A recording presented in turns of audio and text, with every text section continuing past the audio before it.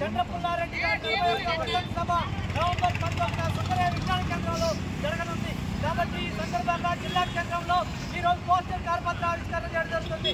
దీన్ని ఉద్దేశించి సిపిఐఎం రాష్ట్ర కార్యదర్శి వర్గ సభ్యులు మొదలైన మాట్లాడవలసిందిగా కోరుతాం.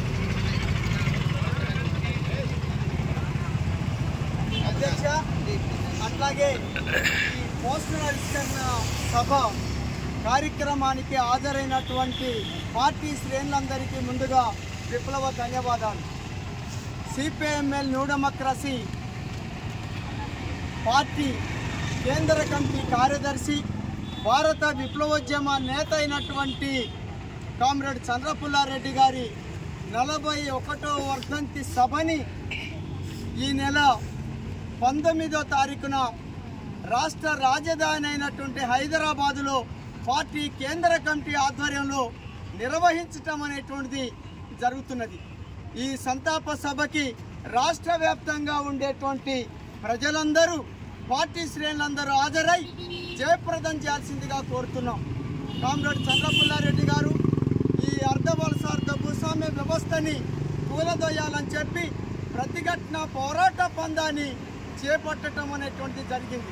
ఈ ప్రతిఘటన పోరాట పందా ద్వారా సాయుధ పోరాటం వైపు మళ్లించాలి అనేటువంటి చెప్పి తన కార్యక్రమం నూతన ప్రజాస్వామిక విప్లవాన్ని విజయవంతం చేయడం కోసం తన ఉద్దేశం.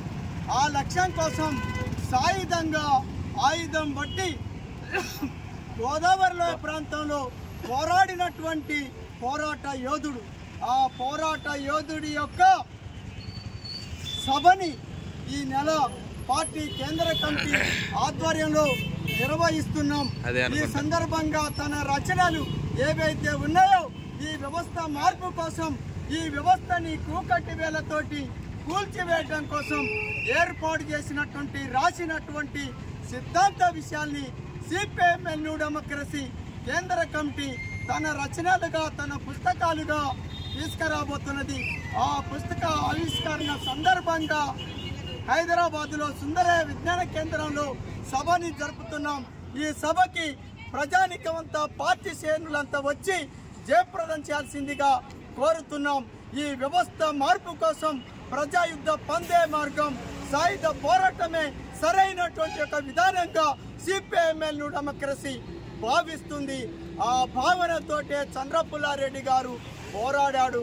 తన పోరాట కర్తవ్యాన్ని ముందుకు తీసుకెళ్తామని చెప్పి ప్రతినిధులతో ప్రతిజ్ఞ చేస్తూ పార్టీ కేంద్ర కమిటీ తీసుకున్నటువంటి ఈ సభను జయప్రదం చేయాల్సిందిగా కోరుతున్నాం. జోహార్ కామ్రేడ్ సిపి గారికి. జయప్రదం చేయండి 41వ వర్ధంతి సభను. 19న జరిగిన సిపి రెడ్డి గారి సభని.